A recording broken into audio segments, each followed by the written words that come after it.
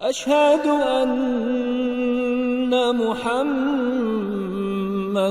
رسول الله.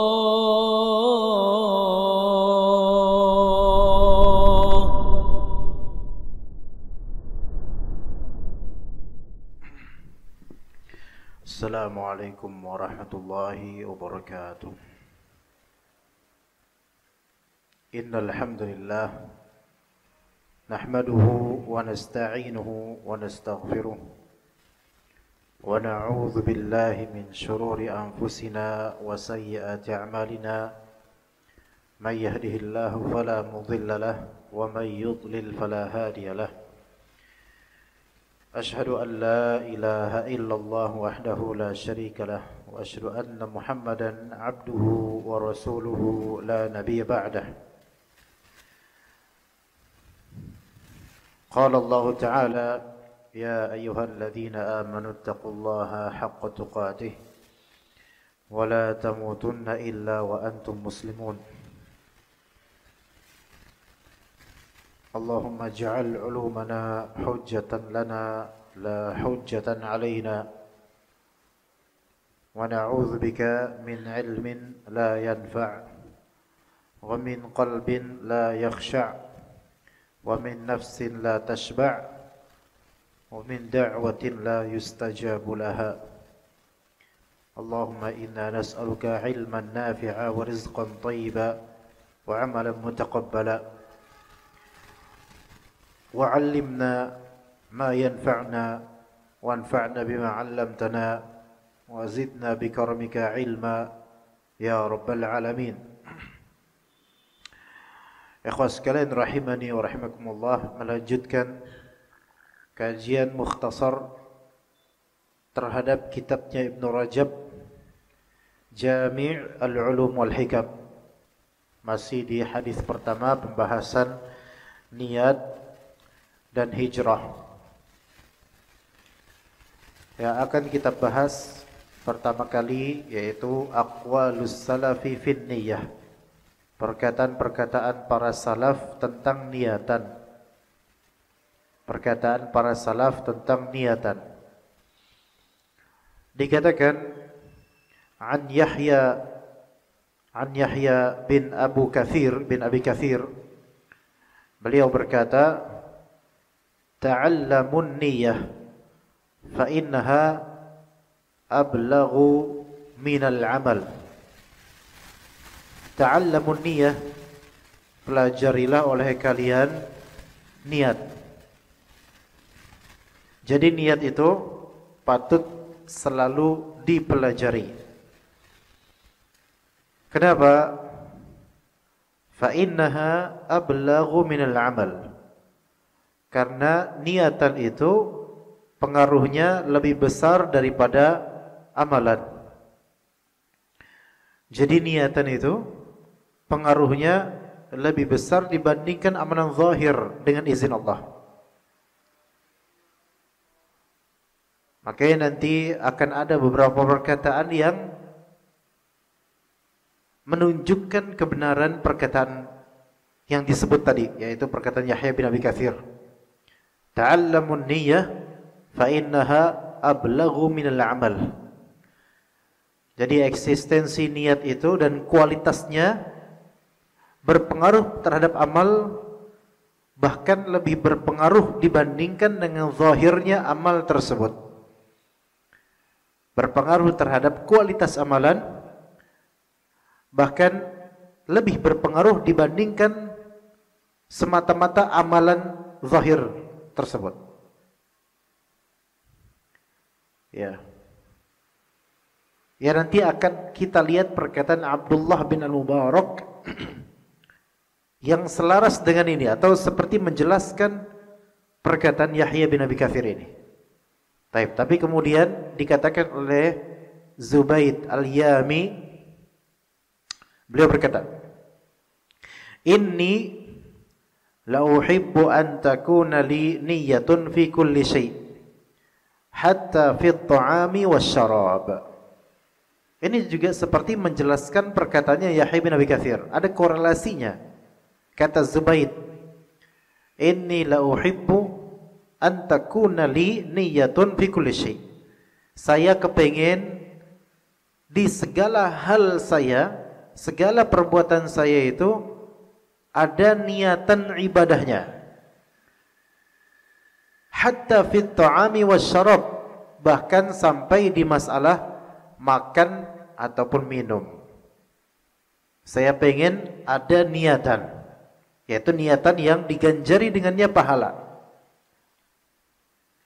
Kalau misalnya antum melihat anak minum, bismillah. Ini perbuatan minum. Perbuatan yang semua orang pun melakukannya. Biasa.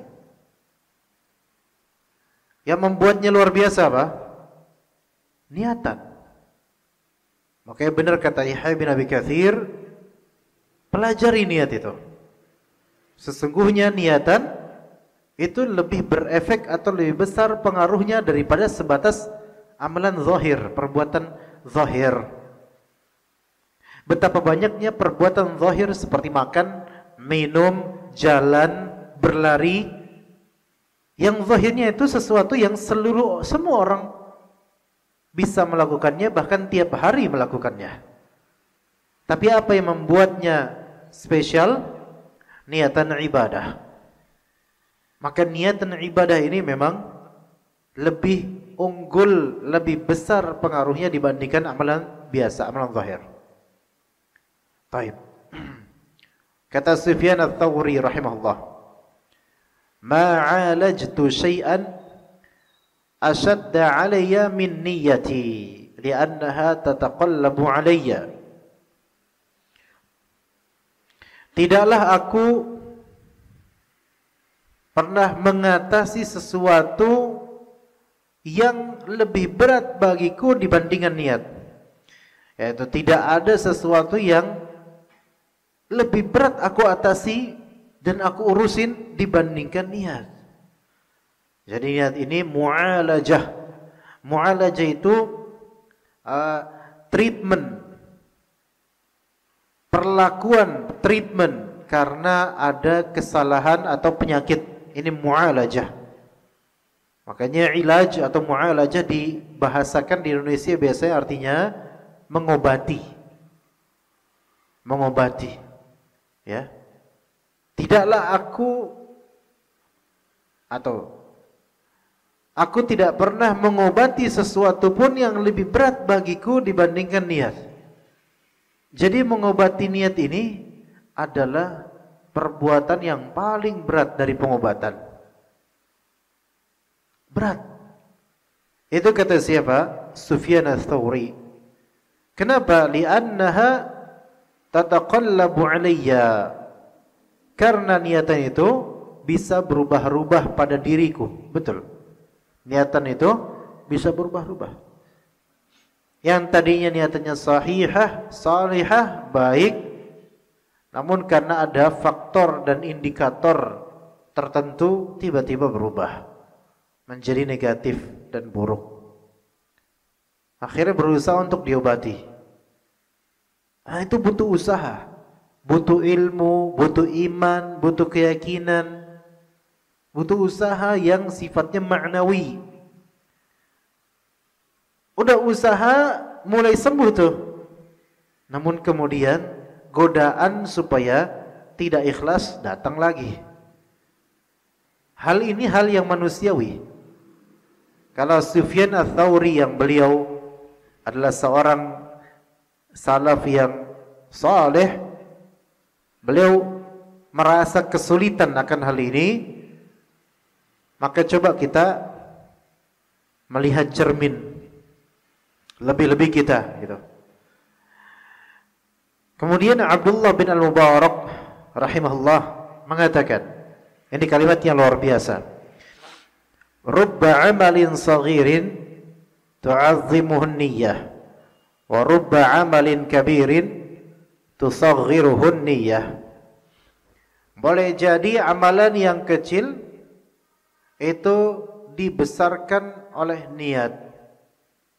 Atau betapa banyak amalan kecil berubah menjadi sesuatu yang besar karena niat. Ya, rubba amalin saghirin tu'azzimuhun niyyah. Amalan kecil, tapi ternyata kualitas, derajat, martabat dan pahalanya di sisi Allah menjadi agung karena apa? Karena niat. Niatannya betul. Niatannya itu tinggi lillahi ta'ala dan keselamatan hari akhir. Padahal amalan ini amalan saghir.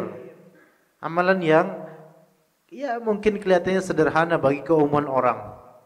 Tetapi Allah Subhanahu wa taala menelaah isi hati seluruh insan. Alimun bidzatis sudur. Maka barang siapa yang dia melakukan amal sederhana, tapi cita-cita dan niatan dari amalan sederhananya ini adalah Allah Ta'ala, maka amalan ini tidak lagi menjadi sederhana. Makanya kita katakan jemaah,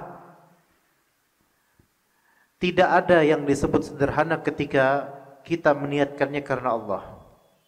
Enggak ada yang disebut sederhana ketika kita meniatkannya karena Allah. Kenapa bukan sederhana lagi? Karena meniatkan suatu amalan ikhlas karena Allah itu adalah suatu kemewahan. Dari segi apanya? Dari segi ganjaran, dari segi kualitas. Bukankah dalam Sunan At-Tirmidzi dan lainnya ada seseorang bolak-balik di surga, dengan nikmatnya dia bolak-balik karena dia menyingkirkan ranting atau rintangan di jalan. Penyebab dia masuk surga adalah amalan yang yasir, kecil. Bagi banyak orang kecil. Kalaupun ada CCTV kerekam ini amalan yang anak kecil pun bisa melakukannya. Tetapi boleh jadi Allah Ta'ala mengetahui isi hatinya dengan niatan orang ini, niatan yang salihah. Maka yang tadinya itu seolah sederhana, maka Allah ganti dengan kemewahan, yaitu balasan dari Allah yang mulia. Maka ingat-ingat jemaah, rubba amalin saghirin tu'azzimun niyyah. Boleh jadi amalan yang kecil menjadi besar nilainya karena apa? Karena niat. Kembali lagi ke perkataan Yahya bin Abi Katsir, ta'allamun niyyah, pelajarilah oleh kalian niatan. Fa innaha ablaghu minal amal, karena niatan itu lebih besar pengaruhnya dibandingkan zat amalan zahir. Iya, lihat bagaimana pengaruh niat jemaah. Dan kemudian diteruskan perkataan Abdullah bin Mubarak, wa rubba amalin kabirin tusaghiruhun niyyah. Boleh jadi amalan yang besar itu menjadi kecil gara-gara apa? Niatan. Imma amalan itu memang amalan yang dianggap besar dalam Islam atau dilihat besar oleh orang-orang. Tetapi karena pelakunya dia tidak ada niatan ibadah atau bahkan meniatkan untuk selain Allah, meniatkan hal yang buruk dari amalan besarnya, maka amalan besar tersebut yang zahirnya besar, kecil di sisi Allah, bahkan hangus. Na'udzubillah min dzalik. Ya. Lihat bagaimana pengaruh niat yang rendah, yang tidak dipelajari oleh sahibnya, kemudian menjadikan amalan yang tadi besar menjadi tidak punya nilai. Di antara contoh, Nabi SAW pernah bersabda, man talaba ilman yubtagha bihi wajhullah lam yatlubhu, atau man talaba ilman yubtagha bihi wajhullah liyubahiya bihil ulama aw liyumariya bihis sufaha aw liyasrifa wujuhan nasi ilaih adkhalahullahu an-nar.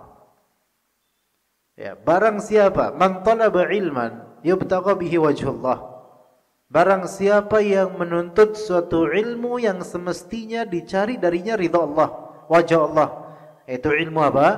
Ilmu syar'i. Barang siapa yang menuntut ilmu syar'i yang seharusnya memang untuk Allah niatannya, tapi ternyata dia menuntut ilmu syar'i tersebut ilmu agama tersebut dituntut apa? Liyubahiya bihil ulama. Supaya dia bisa bermubahat, yaitu supaya dia bisa disejajarkan dengan para ulama, supaya namanya sebatas tercantum, supaya terkenal disejajarkan dengan orang-orang besar, sehingga gengsi dan kejumawaannya itu meningkat. Berarti dia ini nyari apa? Entah popularitas, entah pangkat, pokoknya dunia, pokoknya hawa nafsu dari hal ini. Padahal ilmu ini ditujukan untuk apa? Untuk menyelamatkan diri kita di dunia dan akhirat. Tapi ini justru apa? Untuk dunia belaka. Supaya disejajarkan dengan rutbah para ulama. Ya. Au liyumariya bihis sufaha, atau untuk melakukan mira atau muraat. Yaitu mira atau muraat bisa bermakna debat kusir dengan orang-orang sufaha. Dengan orang-orang sufaha. Sufaha itu jama' dari safih. Safih itu orang-orang bodoh, orang-orang enggak ngerti ilmu, orang-orang yang tidak baik dari segi tasarruf dan sikap.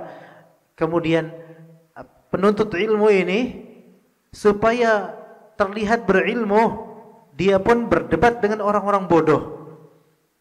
Dan betapa banyaknya penuntut ilmu yang berdebat dengan orang-orang awam untuk memperlihatkan kelasnya, memperlihatkan bahwasanya dia memiliki perbendaharaan istilah yang banyak, sehingga tampak di mata orang-orang awam dia ini hebat dengan istilah-istilah tersebut.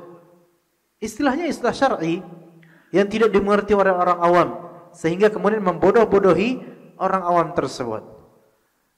Jadi tujuannya untuk apa? Ya intinya popularitas juga.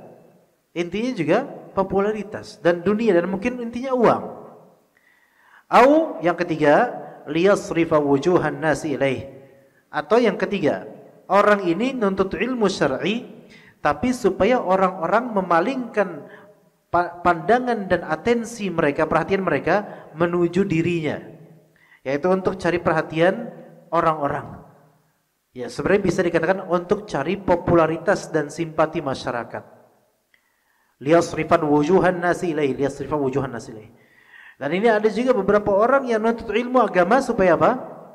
Supaya orang-orang itu senang sama dia, supaya dia bisa mengumpulkan jemaah, supaya dia bahagia dengan hadirin dan audiens yang begitu membludak, dan dia berbangga dengan itu. Yang seperti ini, sesembahannya adalah hawa nafsu. Sesembahannya adalah hawa nafsu. Mudah baginya untuk memelintir hukum-hukum Allah. Karena yang dia inginkan adalah bagaimana supaya sajian lisan itu sesuai dengan selera masyarakat. Bagaimana caranya supaya apa yang tersaji dari lisan itu sesuai dengan selera masyarakat. Dan ketika sesuai dengan selera masyarakat, jadilah dari mulut ke mulut obrolan, nih ustadz ini toleran, nih ustadz ini enak nih ustadz ini moderat nih sama ustadz ini aja nih, dia asik ustadznya. Dia padahal melanggar dan banyak hukum-hukum Allah yang dipelintir olehnya. Maka tujuannya apa? Liyasrifa wujuhan nasi ilaih, supaya pandangan-pandangan orang dan perhatian mereka itu kepadanya. Berarti dunia. Nah, siapa yang menuntut ilmu syariat atau agama, tujuannya untuk salah satu dari ketiga ini, apalagi kalau tiga-tiganya dihabak sekaligus, maka adkhalahullahu nar. Allah akan memasukkan orang ini ke neraka. Dan ini termasuk ancaman bagi penuntut ilmu yang tidak ikhlas dalam menuntut ilmu, atau dalam beramal, atau dalam mengajarkan ilmu. Jadi berat jemaah, berat. Makanya dalam hadis awwalu man tusa'aru bihi finnar atau ilan nar, orang pertama yang digeret ke neraka siapa? Di antaranya adalah ulama, ustadz, dai, kiai, habaib, dan semisalnya dari tokoh-tokoh masyarakat yang muntasibina ilal ilm, yang ternisbatkan kepada ilmu, tapi ilmu syariat melepaskan diri dari orang-orang seperti ini. Karena apa? Karena orang ini menisbatkan kepada hal yang dia bukan mencari ridha Allah darinya, tetapi dia mencari dunia dan ridha manusia darinya. Maka semoga Allah Ta'ala maafkan yang sedang berbicara dan juga memaafkan kaum muslimin yang berjuang dalam berdakwah. Jadi ikhwah sekalian, di antara contohnya tadi, amalan itu besar. Menuntut ilmu itu amalan itu besar jemaah. Tetapi amalan itu tidak lagi menjadi besar ketika apa? Ketika niatannya menyimpang. Ketika niatannya menyimpang. Ya. Imam Ahmad rahimahullah taala pernah berkata yang maknanya saja, tidak ada amalan, maksudnya amalan sunnah, tidak ada amalan sunnah yang menyamai menuntut ilmu selama akhlasa niyatah, selama dia ikhlas niatannya. Jadi seluruh amalan kalah dengan amalan menuntut ilmu. Jadi amalan menuntut ilmu besar, tapi selama apa? Selama niatannya baik, selama ikhlas. Lihat bagaimana eksistensi niatan yang baik itu membesarkan amalan kecil. Dan eksistensi niatan yang buruk atau niatan rendah itu bisa menihilkan amalan besar. Qala al-Fudail fi qawlihi ta'ala, berkata al-Fudail dalam tentang firman Allah, liyabluwakum ayyukum ahsanu amala. Yaitu Allah Ta'ala hendak menguji kalian siapa di antara kalian yang paling bagus amalnya. Maka kata Al-Fudail, maksud dari ahsanu amala akhlasuhu wa aswabuh, yang paling ikhlas dan paling benar. Paling ikhlas dan paling benar. Kemudian berkata Al-Fudail, innal amal idza kana khalisa wa lam yakun shawaba lam yuqbal. Amalan kalau dia ikhlas, tulus, tetapi tidak benar, lam yuqbal, maka tidak diterima amalan tersebut. Ini menunjukkan bahwasanya niat baik tidak cukup, tetapi tata caranya harus benar dan tidak melanggar syariat. Maka siapa yang sedekah dengan cara merampok sebelumnya, maka tidak diterima amalan tersebut, kendati pun seluruh masyarakat meridhoinya. Ya, siapa yang sedekah kepada fuqara dan masakin tapi diawali dengan cara merampok, maka amalan tersebut walaupun pelakunya sangat tulus untuk membantu orang-orang fakir, melainkan tidak diterima oleh Allah Subhanahu wa taala sekalipun seluruh masyarakat merestui amalan tersebut. Apalah arti restu manusia ketika Allah Ta'ala murka, ya? Apalah arti restu manusia jika Allah Ta'ala murka? Kemudian, wa idza kana shawaban wa lam yakun khalisa lam yuqbal. Kalau misalnya dia amalannya benar, sesuai sunnah, sesuai syariat, ada dalilnya, wa lam yakun khalisa, tapi tidak ikhlas, maka tidak diterima. Tidak diterima. Bahkan bisa jadi konteks kedua ini lebih buruk. Amalnya udah benar nih secara zahir, tapi enggak tulus, enggak ikhlas, riya misalnya, malah jadi dosa, enggak diterima oleh Allah Ta'ala, enggak ada pahala dari itu. Kapan diterima amalannya? Hatta yakuna khalisan sawaba, sampai amalan tersebut menjadi amalan yang didasari ikhlas dan benar tata caranya. Jadi harus ikhlas dan benar. Bagaimana, apa barometer ikhlas dan apa barometer benar? Ini kan dua syarat. Barometer ikhlas dikatakan Wal khalisu idza kana lillah. Standarnya keikhlasan adalah kalau amalan tersebut ditujukan untuk Allah. Itu baru disebut ikhlas. Was-shawabu idza kana 'ala sunnah. Barometer benarnya amalan idza kana 'ala sunnah. Kalau amalan tersebut berdasarkan sunnah sesuai dengan syariat Allah. Iya. Mafhum mukhalafah, pemahaman terbalik dari itu adalah jika amalan tidak ikhlas tidak diterima. Jika amalan tidak sesuai sunnah tidak diterima. Jadi kedua ini syarat sah amalan, yaitu ikhlas dan ittiba'. Ikhlas lillahi ta'ala dan juga ittiba' mengikuti Rasulullah. Ikhlas lillahi ta'ala, asyhadu an la ilaha illallah, tiada yang berhak disembah melainkan Allah. Ikhlas ittiba' mengikuti Rasulullah SAW, wa asyhadu anna Muhammadar Rasulullah. Makanya kedua kalimat syahadat itu rukun Islam pertama, dan itu adalah gerbang agama kita. Gerbang agama kita. Maka siapa, dan agama di sini maksudnya amalan. Agama di dunia ini adalah amalan. Siapa yang memasuki agama tidak melalui gerbang tidak diterima.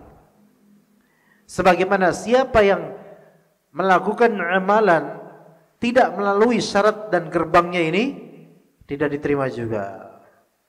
Ya, begitu jemaah sekalian. Kemudian dikatakan di sini oleh peringkas al-kalamu 'alal hijrah. Pembahasan tentang hijrah. Pembahasan tentang hijrah. Wa qawluhu, perkataan Nabi sallallahu alaihi wasallam, "Faman kanat hijratuhu ila Allah wa rasulih, fa hijratuhu ila Allah wa rasulih." Barang siapa yang hijrahnya kepada Allah dan Rasulnya, maka hijrahnya kepada Allah dan Rasulnya. Wa man kanat hijratuhu ila dunya yusibuha aw imra'atin yankihuha, fa hijratuhu ila ma hajara ilaih. Barang siapa yang hijrahnya untuk dunia, menuju dunia yang akan dia dapatkan, atau hijrahnya demi perempuan yang akan dia nikahi, fa hijratuhu ila ma hajara ilaih, maka hijrahnya dia itu sesuai dengan tujuan pencapaian hijrahnya itu untuk apa. Ya, nanti kan kita bahas masalah hijrah demi dunia dan hijrah demi perempuan, insyaallah nanti. Tapi kita bahas dulu yang disebutkan dalam kitab. Pembahasan hijrah. Wa aslul hijrah hijranu baladis syirk. Asal dari makna hijrah adalah meninggalkan negeri kesyirikan atau kekufuran. Asalnya begitu. Maka hijrah ke Habasyah, hijrah ke Yathrib, ke Madinah, itu kan dalam rangka meninggalkan negeri kufur yang mana kaum muslimin ditindas ketika itu di Makkah. Ya. Maka setelah Fathu Makkah, Nabi SAW bersabda, la hijrata ba'dal fath. Tidak ada hijrah lagi setelah Fathu Makkah, karena Makkah saat ini dikuasai oleh orang-orang muslim, bukan orang-orang kafir lagi. Maka tidak ada hijrah. Menetaplah di Makkah wahai para penduduk Makkah. Wal intiqalu minha ila daril Islam, yaitu meninggalkan negeri kesyirikan atau kekufuran dan berpindah darinya menuju negeri Islam. Kama kana al-muhajiruna qabla fathi Makkah yuhajiruna minha ila madinatin Nabi SAW. Sebagaimana para muhajirin dulu sebelum Fathu Makkah, mereka berhijrah dari Makkah menuju kotanya Nabi, yaitu Madinah. Dan Nabi SAW sangat-sangat mencintai Madinah. Wa qad hajara man hajara minhum qabla dhalika ila ardil Habasyah ila Najashi.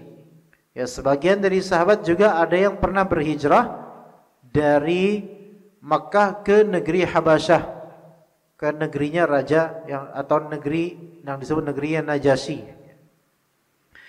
Fa akhbara an-nabiy sallallahu alaihi wasallam anna hadhihi al-hijrata takhtalifu bi ikhtilafi an-niyyati wal maqasid biha. Nabi kemudian mengabarkan bahwasanya hijrah ini berbeda antar individu selaras dengan perbedaan niat dan maksud dengan hijrah tersebut. Nabi SAW menyebutkan hijrah dalam hadis ini sebagai sampel. Salah satu amalan yang agung yaitu hijrah. Yang pada hakikatnya amalannya banyak sekali selain hijrah. Ya, tapi beliau memberikan satu sampel. Amalan hijrah. Dan hijrah yang dimaksud dalam hadis ini tadi kita ungkap apa? Pergi dari negeri kufur atau syirik menuju negeri Islam. Yang pada asalnya semestinya itu hijrah itu karena menghadap ridha Allah dan bentuk ketaatan pada Rasulullah. Harus ikhlas. Ya. Tapi kemudian Rasulullah memberikan tanbih dan peringatan siapa yang hijrahnya untuk dunia maupun untuk perempuan. Ya. Maka hijrahnya seseorang, hijrahnya antar individu itu berbeda sesuai dengan niat dan maksud masing-masing. Faman hajara ila daril islami hubban lillahi wa rasulih. Barang siapa yang hijrah ke negeri Islam karena mencintai Allah dan juga Rasul, wa raghbatan fi ta'allumi dinil Islam, dan karena sangat ingin untuk mempelajari agama Islam maka dia hijrah, wa izhari dinihi, dan sangat ingin untuk menzahirkan agamanya karena di kampungnya itu dia sulit untuk menzahirkan atribut keislaman. Di Mekah ketika itu sangat sulit untuk menampakkan keislaman. Ya. Maka yang ini karena ya'jizu anhu fi dari syirik, yang mana menzahirkan keislamannya itu sesuatu yang tidak mungkin dilakukan di negeri syirik, di negeri kufur. Maka yang seperti ini kalau dia niatannya lillahi wa rasulih, maka dia muhajir ilallahi wa rasulih haqqan. Dia berhijrah menuju Allah dan Rasulnya secara hakiki. Wa kafahu syarafan wa fakhra annahu hasala lahu ma nawahu min hijratihi ilallahi wa rasulih. Cukuplah buat dia kemuliaan dan kebanggaan dia menghasilkan apa yang dia niatkan dari hijrahnya itu, dia mendapatkan Allah dan Rasulnya dari hijrahnya itu. Kemudian kata Ibnu Rajab, "Walihadza al-ma'na iqtasara fi jawab hadha asy-syarti ala i'adatihi bi lafdhihi." Baik, lianna husula man'ahum bi hijratihi nihayatul matlubi fi dunya wal akhirah. Baik. Kemudian kata beliau, "Wa man kanat hijratuhu min daris syirki ila daril islami li talabi dunya yusibha." Siapa yang hijrahnya berpindahnya dari negeri syirik menuju negeri Islam, tapi tujuannya li talabi dunya yusibuha, untuk mencari dunia yang ingin dia dapatkan. Dunia itu mungkin berupa harta, hasil perdagangan, aw imra'atin yankihuha, atau karena dia ingin mendapatkan perempuan yang bisa dia nikahi di daril Islam, bisa dia nikahi di Madinah, karena di Madinah ketika itu banyak orang-orang muslim dan muslimah, dan Madinah itu juga kota dagang karena banyak produksi kurma misalnya. Iya, di Mekah enggak. Ya, di Mekah tidak ada kurma atau tidak memproduksi kurma seperti Madinah dan Khaybar. Siapa yang pengen seperti itu dunia dan juga perempuan, fahijratuhu ila ma hajara ilaihi min dzalik. Maka hijrahnya itu adalah sesuai tujuan dia, yaitu demi perdagangan dan demi pernikahan. Fal awwalu tajir, Contoh pertama itulah pedagang. Wa tsani khatib. Contoh kedua adalah pelamar. Khatib itu pelamar yang mau melamar orang, anak orang. Walaysa wahidun minhuma bimuhajir. Tidak satupun dari kedua sampel ini sebagai muhajir hakiki. Karena yang disyariatkan ketika itu hijrah harus murni karena Allah dan Rasulnya. Adapun kalau mau dagang nanti, jangan dijadikan tujuan. Adapun kalau mau nikah nanti, jangan dijadikan tujuan. Taib.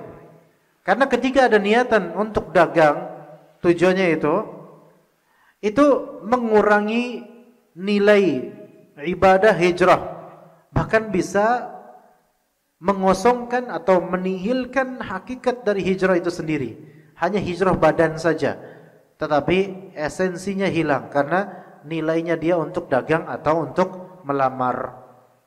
Padahal jemaah sekalian, padahal tijarah itu sesuatu yang disyariatkan. Berdagang sesuatu yang disyariatkan. Bukankah tajir yang shadiq, pedagang yang jujur dan benar, baik, adil dan tidak kadzib, dia akan dikumpulkan dengan para nabi dan juga orang-orang saleh. Itu satu sisi. Kemudian menikah itu sesuatu yang bagus. Dan melamar putri orang untuk dinikahi, kalau untuk menjaga iffah, kehormatan, ya, itu malah ibadah yang besar. Taib. Tapi kenapa dua ibadah ini seolah-olah kemudian mengurangi, atau kenapa dua hal ini kemudian mengurangi nilai hijrah? Karena memang yang diseru pada saat itu adalah hijrah itu harus total 100% apa? Kepada Allah dan Rasulnya. Jangan ada niatan selain itu. Kalaupun ada niatan selain itu, mungkin belum tentu dosa, tetapi esensi hijrahnya menurun, bahkan bisa jadi hilang, sesuai dengan seberapa kadar keinginan duniawi dari itu. Ya. Baik. Ketika kita misalnya pergi umrah, apa yang kita inginkan saat kita pergi umrah? Yang wajibnya adalah lillahi ta'ala dan juga mencontoh pada Rasulullah SAW. Maka kalau misalnya kita umrah itu sekalian kita berdagang atau belanja, maka ini kan ada sisi dunia di sini. Apa hukumnya? Para ulama berselisih pendapat. Ya. Tapi simpelnya, jika niatan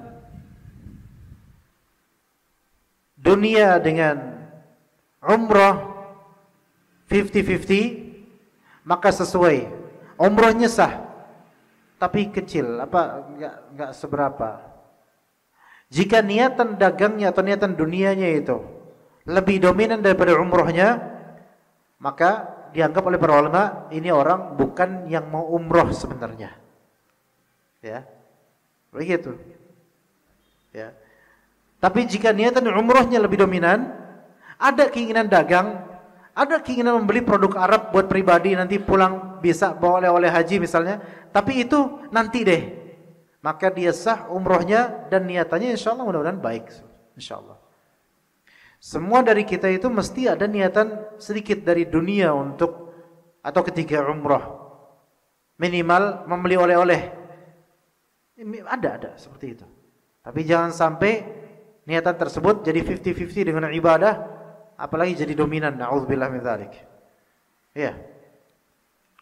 Jadi tadi tajir dan khatib. Maka kemudian dikatakan oleh Rasulullah SAW, ila ma hajar ilaih. Maka siapa yang niat hijrahnya untuk dunia, harta, atau perempuan, khidbah, maka niatnya sesuai dengan apa yang dia niatkan. Maka hijrahnya sesuai dengan apa yang dia niatkan. Ini merupakan tahqirun lima talabahu min amri dunya wastihanatun bih haitsu lam yadhkurhu bilafdhih. Maka ini merupakan perendahan terhadap apa yang dia cari dari perkara dunia itu dan penghinaan sebenarnya. Walaupun tidak selalu dosa. Wa aidan fal hijratu ila Allah wa rasulih wahidatun fala ta'adduda fiha. Apa nih? Ini apa ini? Hah? Mobil apa? Baik, dilanjutkan saja. Wal hijratu li umuri dunya la tanhasir. Hijrah untuk atau mendapatkan dunia la tanhasir, ya, tidak bisa dihitung, modelnya banyak. Faqad yuhajirul insanu li talabi dunya mubahatin taratan wa muharramatin ukhra. Kadang-kadang ada manusia yang hijrah untuk mencari dunia yang mubah, kadang-kadang ada kayak gitu. Ada juga yang mencari dunia yang haram, ada. Wa afradu ma yuqsadu bil hijrati min umuri dunya la tanhasir. Dan satuan-satuan perkara yang menjadi tujuan hijrah dari urusan-urusan dunia juga tidak bisa dihitung saking banyaknya. Maka Nabi SAW mengatakan fahijratuhu ila ma hajar ilaih. Maka hijrahnya sesuai dengan keinginannya. Saking dunia itu ragamnya itu banyak. Apapun itu. Wasairul a'mali kal hijrati fi hadzal ma'na. Seluruh amalan ini semakna dengan hijrah di sisi ini. Yaitu fasalahuha wa fasaduha bihasabi niyatil ba'ithati 'alaiha. Maka solehnya amalan atau rusaknya amalan sesuai dengan niatan yang terpicu untuk amalan tersebut. Niatan yang memicu untuk amalan tersebut. Apa faktor niatan untuk amalan tersebut? Ya, itu ditanya. Itu yang perlu dipertanyakan. Ya, kal jihad wal hajj wa ghairihima, seperti jihad, seperti haji dan lainnya. Wa qad su'ila an-nabiy sallallahu alaihi wasallam an ikhtilafi niyyatin nasi fil jihad. Taib. Ini baru azan benar ini ya.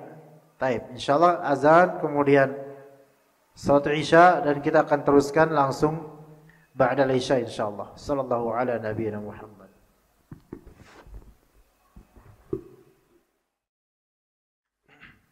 Nabi katakan oleh Ibn Rajab Al-Hanbali rahimahullah, wasairul a'mali kal hijrati fi hadzal ma'na. Maka seluruh amalan itu seperti hijrah dalam makna ini. Fasalahuha wa fasaduha bihasabi niyatil ba'ithati 'alaiha. Taib, kesalehan amalan dan kerusakannya itu sesuai dengan faktor niatnya. Nabi SAW pernah ditanya tentang niatan-niatan manusia dalam berjihad. Wa ma yuqsadu bihi minar riya. Dan ditanya tentang riya. Jadi sebagian orang yang jihad itu ternyata riya. Wa izharis syaja'ati wal 'asabiyyah. Dan sebagian orang yang jihad itu karena pengen izharus syaja'ah, pengen menampakkan bahwa saya diri itu berani loh. Wal 'asabiyyah, dan menampakkan fanatisme golongan atau ras dalam jihadnya. Wa ghairi dzalik, dan lainnya. Maka ditanya oleh sahabat tersebut kepada Nabi, "Ayyu dzalika fi sabilillah?" Jihad yang model mana dari itu semua yang termasuk di jalan Allah? Apakah yang riya atau yang ingin menampakkan kekuatan atau yang ingin menampakkan asabiyah, yaitu fanatisme.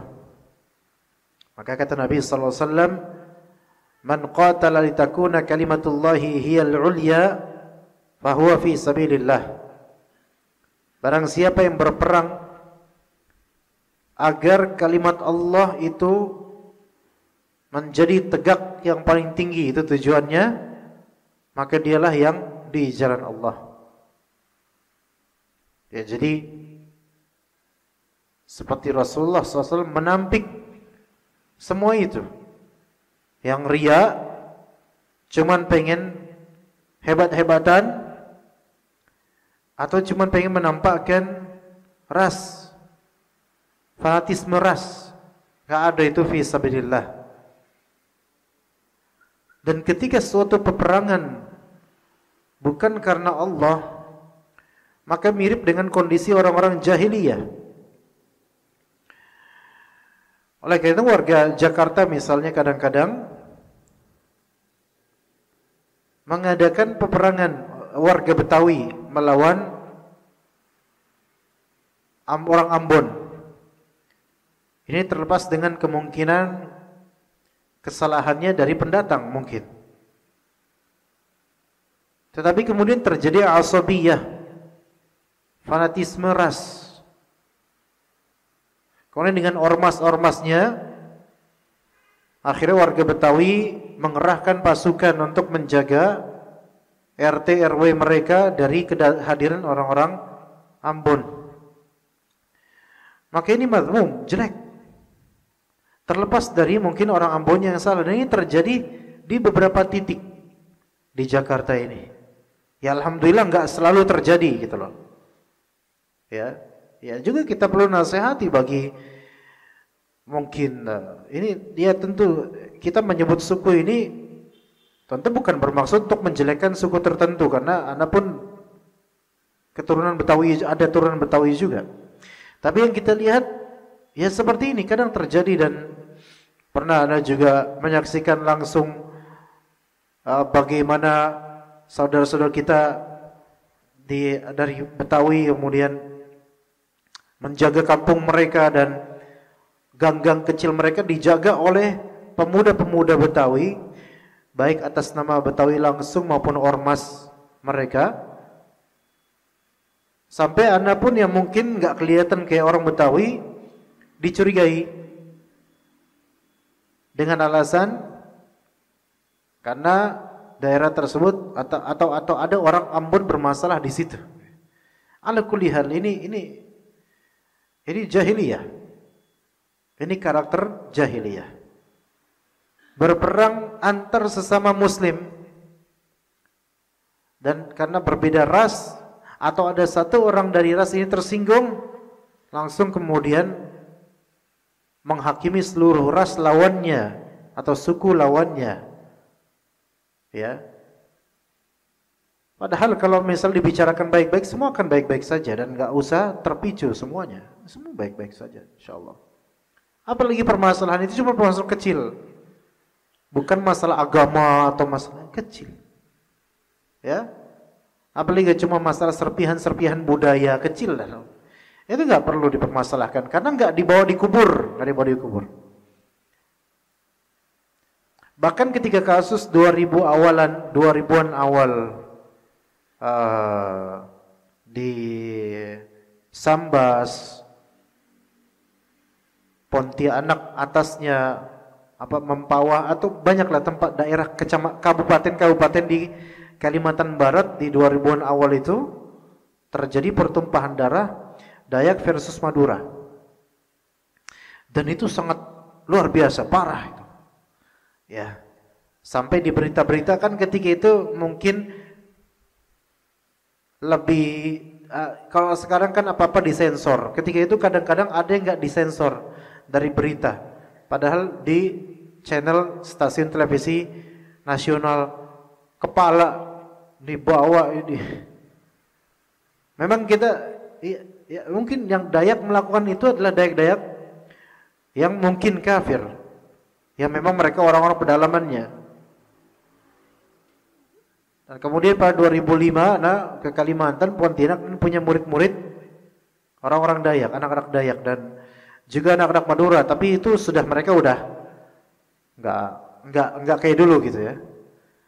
Kemudian mereka cerita sampai suku mereka ini yang Dayak mencium dari jarak sekian dia udah tahu nih orang Madura.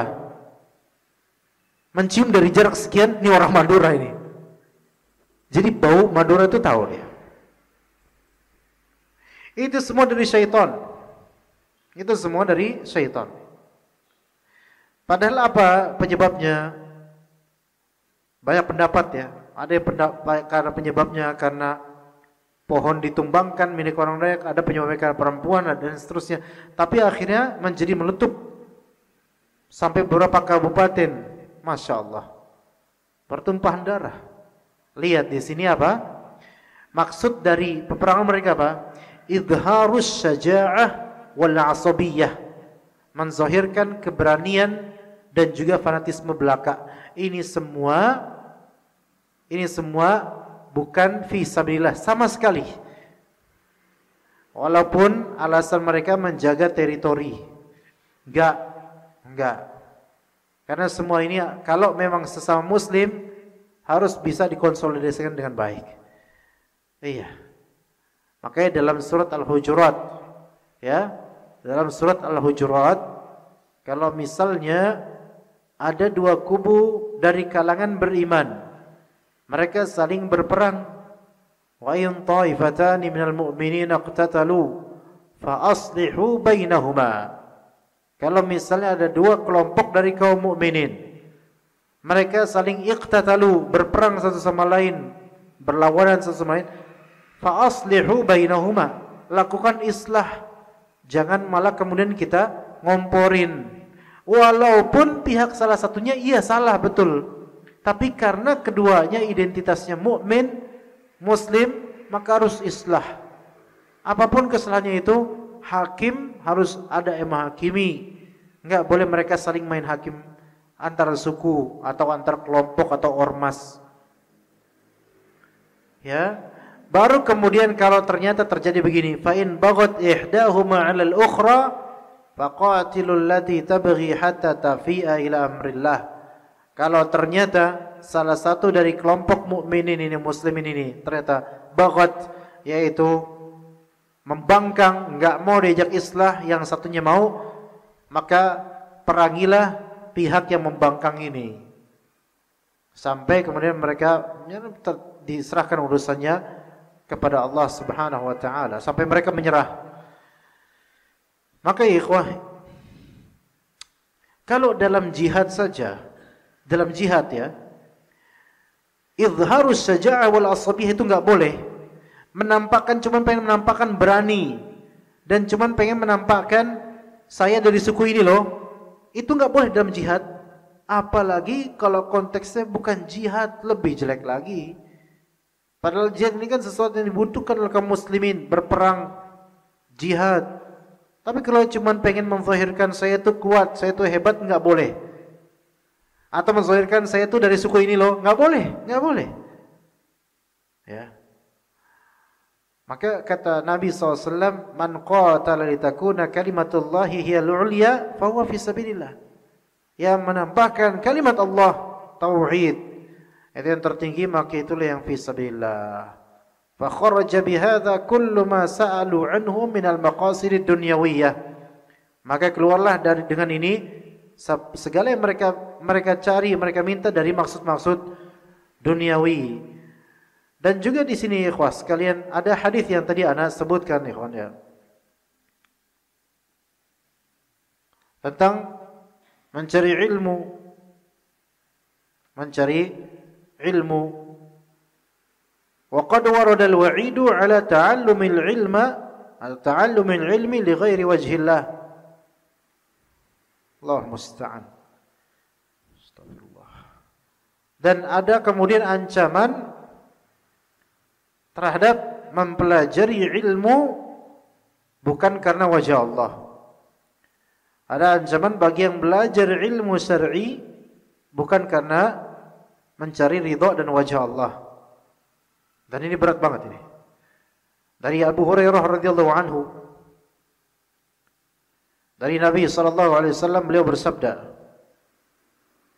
"Man ta'allama 'ilman mimma yubtagha bihi wajhullah la yata'allamuhu illa liyusiba bihi 'aradan min ad-dunya lam yarih aw lam yajid 'arfal jannati yawmal qiyamah." Kata Nabi SAW, "Man ta'allama 'ilman mimma yubtagha bihi wajhullah." Barang siapa yang menuntut suatu ilmu yang ilmu tersebut termasuk ilmu yang semestinya dicari wajah Allah dengannya, yaitu ilmu yang kalau kita pelajarinya harus ikhlas. Apa ilmu yang dimaksud? Ilmu agama, ilmu syariat. Tapi kemudian orang ini la yata'allamuhu illa liyusiba bihi 'aradan min ad-dunya. Tidaklah dia mempelajarinya kecuali dengan tujuan apa? Mendapatkan 'aradan min ad-dunya, bagian dari dunia. Ya, sebagaimana kita tahu dunia itu apa? Terutama bagi laki-laki ya, harta tahta wanita. Harta tahta wanita. Jadi selama dia belajar, itu tujuannya supaya populer, atau supaya dapat pangkat, atau supaya dihormati masyarakat walaupun tak berpangkat, minimal gelarnya ustadz. Dan ada masa-masanya, walaupun sekarang sudah biasa, tapi ada masa-masanya di lampau, ketika seseorang bergelar LC, itu tinggi martabatnya. Sebagaimana era 80-an, orang kalau sudah punya gelar Dr. Andes, wah itu hormat orang-orang Dr. Andes. Ya. Ada masa-masanya di masa lampau, di era 2000-an kemari itu. Atau mungkin masih sampai sekarang, ketika ada nama terpampang selain LC ya. Itu Masya Allah gitu. Atau disebut fulan lulusan Madinah, terhormat langsung, Masya Allah. Nah, kalau cuma pengen disegani dan dihormati dengan belajar, maka apa kata Nabi SAW?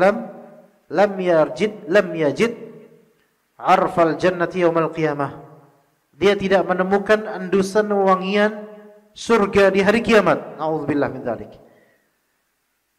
Ya, maksudnya arf di sini wanginya surga, enggak dia endus, enggak bisa dicium. Ini menunjukkan apa? Dia dijauhkan nanti dari surga. Ya. Dan di antara kasus jemaah sekalian, keinginan sebagian orang tua itulah yang menjadi faktor pemicu terlahirnya dai-dai yang tidak meniatkan dakwahnya untuk menegakkan kalimat Allah. Faktor keinginan orang tua. Apa maksudnya? Banyak di kalangan kita, di masyarakat kita,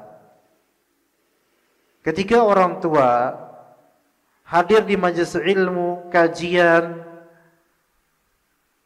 terutama tabligh akbar, orang tua ini kagum dengan ustadznya karena bisa mengampu kajian dengan hadirin sekian puluh atau sekian ratus kepala,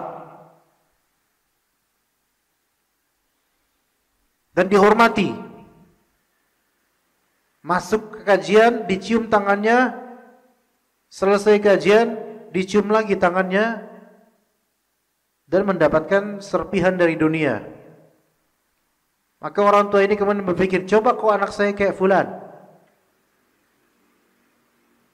dihormati di sana sini, dilulukan, disebut namanya dengan pengaguman dan decak kagum orang. Dan mestilah namanya ustadz rezekinya itu ngalir lancar. Ini kata mereka. Betul memang. Katanya rezeki ustadz, kalau mau jadi ustadz itu rezekinya lancar. Insya Allah. Tapi rezeki lancar itu nggak mesti harus jadi ustadz. Ya. Karena sebagian ustadz itu mentalnya pengemis. Ya. Maka pengen seperti itu. Tahta mungkin nggak sampai, tapi popularitas ya, dihormati ya, harta lancar. Maka orang tuanya kemudian berazam, anak saya pokoknya harus pesantren. Nah, kamu masuk pesantren, bapak biayai supaya kamu jadi ustadz fulan nanti kayak dia. Hebat itu dia. Orang-orang pada datang kajiannya. Lihat tuh mobilnya tuh. Ya. Akhirnya anak ini kemudian masuk pesantren. Dan sudah ditanamkan mindset, belajarlah ilmu supaya jadi kayak Ustadz Fulan. Ini salah. Ini harus diingatkan, salah Pak, jangan kayak gini. Jangan kayak gini, wallahi jangan kayak gini. Anak-anak kita jangan tanamkan mindset kayak gini. Hatta antum kagum sama Ustadz tersebut. Kagumilah seorang da'i karena Allah. Jangan lihat zahirnya semata, bisa mengampu kajian, mewah mobilnya, atau apalah dari dunia ustaz. Itu urusan ustaznya, udah kelas. Enggak, tapi karena Allah, karena ini ilmu. Bukan karena dia dihormati. Jadi kayak dia tuh, kayak Ustaz Fulan. Nanti kamu dihormati sama orang-orang. Lihat kekayaannya Ustaz Fulan. Rumahnya Masya Allah. Dan ini terjadi, happening di banyak masyarakat kita. Ini kan supaya dikagumi. Jadi carilah ilmu agama supaya apa? Supaya wajah-wajah orang tuh kemudian berpaling dan melihatmu. Supaya kamu serutbah dan semanzilah dengan ulama-ulama itu dari segi popularitas dan kehormatan mereka di mata manusia. Masya Allah. Akhirnya sejak 1 SMP atau kapan masuk pesantren, mindsetnya anak itu dipatrikan apa? Kayak Ustadz Fulan, kayak Ustadz Fulan, kayak Ustadz Fulan. Dan belajar belum tentu benar. Karena belajarnya dia bukan karena kesadaran ini ilmu agama Allah. Bukan. Ya, tahu ini ilmu agama Allah, tapi bukan karena untuk mencari ridha Allah, bukan. Tapi supaya saya jadi kayak Ustadz Fulan. Itu kalau kemudian dia jadi terasa berilmu, kemudian akhirnya figurnya itu bukan Rasulullah. Apa kemudian? Supaya apa? Supaya apa? Supaya ya jadi kayak Ustadz Fulan. Akhirnya dia jadi ustadz. Dan lihat betapa banyaknya yang berdakwah ilmunya nggak ada. Yang penting lulus pesantren, kemudian bisa baca Al-Quran sesuai langgam ini, langgam itu, langgam ini, langgam ros, nahawan, sika, ajam, dan seterusnya. Akhirnya jadi imam dan diustadzkan. Orang tuanya bangga ini diustadzkan. Nah kemudian apa? Diminta fatwa-fatwanya. Padahal kitab-kitab nggak tahu apa-apa. Bahasa Arab pun terlupakan. Tapi karena sudah dapat panggung, sudah populer, dan betapa banyaknya yang lulus pesantren, bahkan lulus kuliah syariah, tidak melanjutkan studi baik formal maupun belajar. Enggak, banyak yang gitu. Ilmunya mandek di situ, tapi sudah kadang sibuk jadi ustadz. Sudah kadang punya kehormatan di mata masyarakat. Enggak belajar lagi kemudian. Udah merasa cukup dengan ilmunya. Dan akhirnya apa ini yang terjadi, Mbak? Yang dicari apa dari itu? Yang dicari apa kemudian? Yang dicari ya aradham minad dunya. Bagian dari dunia. Bagian dari dunia itu enggak mesti amplop, jemaah. Enggak mesti amplop. Kadang bagi sebagian orang amplop itu bagi sebagian mungkin karena udah kaya dari belakang, enggak perlu saya amplop bahkan. Cukup antum hormati saya aja, cukup. Iya. Cukup hormati saya, kagumi saya. Iya, seperti itu. Bahkan kemudian ada juga khurafat dari hadis-hadis palsu yang digaungkan oleh ahli-ahli khurafat itu. Barang siapa yang melihat ke wajahnya ulama, dia akan mendapatkan keberkahan dan seterusnya dan seterusnya. Jadi kalau melihat wajah ulama itu ibadah dan antum dapat berkahnya. Ini yang memicu sebagian orang, kemudian sebagian santri pengen jadi kayak Kiai Fulan yang karismatik. Lewat mana-mana itu diagungkan, dielulukan dan dipandang, dilihat, kemudian bagi mereka yang melihatnya ibadah. Ini kan membuat apa? Membuat ujub orang yang dilihat kan, lihat saya dilihat. Hati-hati jemaah sekalian. Jangan kita tanamkan pada anak-anak kita mindset belajar ilmu agama ini supaya terkenal. Jangan. Ini udah berlalu orang-orang yang telah lalu. Lihat sekarang banyak dai-dai yang rusak, itu disebabkan apa? Keinginan orang tuanya sejak dini dulu. Nah, kamu nanti jadi kayak Ustaz Fulan terkenal. Ya beneran dikabulkan oleh Allah Ta'ala jadi terkenal. Tapi apa artinya kalau ternyata yang dicari dunia, kemudian kiblatnya itu dunia, halal haram dipelintir sama dia, yang penting dapat dunia. Na'udzubillah min dzalik. Ini yang diancam oleh Nabi SAW. Ya tentu kita harus introspeksi diri. Ya, kita enggak bukan mereka. Kita pun dikhawatirkan terjerumus di sini. Makanya berat tadi mengucapkan hadis tadi, berat. Persis seperti kata Sufyan ats-Tsauri, "Ma'alajtu syai'an ashadda min niyati, fa innaha tataqallab." Tidak ada yang bisa aku treatment dengan lebih sulit dibandingkan sulitnya memberikan treatment terhadap niatku sendiri. Karena hati ini bisa bolak-balik. Sekarang ngomong ikhlas, belum tentu nanti terbukti ikhlas. Hati bolak-balik jemaah sekalian. Kami minta sama Allah Subhanahu wa taala, ya muqallibal qulub, tsabbit qalbi ala dinik. Teguhkanlah kalbu saya di atas agamamu. Ya, kita minta sama Allah taala, Allahumma ati anfusana taqwaha wa zakkiha anta khairu man zakkaha anta waliyuha wa maulaha. Allahumma inna na'udzubika min ilmin la yanfa' wa min qalbin la yakhsha' wa min nafsin la tashba' wa min da'watin la yustajabu laha wa nas'aluka Allahumma ilman nafi'a wa rizqan tayyiba wa amalan mutaqabbala waj'al 'ulumana hujjatan lana la hujjatan 'alaina. Allahumma ij'al 'ulumana hujjatan lana yaumal qiyamah wa la takun hujjatan 'alaina yaumal qiyamah. Wa sallallahu ala nabiyyina Muhammad wa ala alihi wa sahbihi ajma'in. Subhanakallahumma bihamdika asyhadu an la ilaha illa anta astaghfiruka wa atubu ilaik. Wassalamu alaikum warahmatullahi wabarakatuh.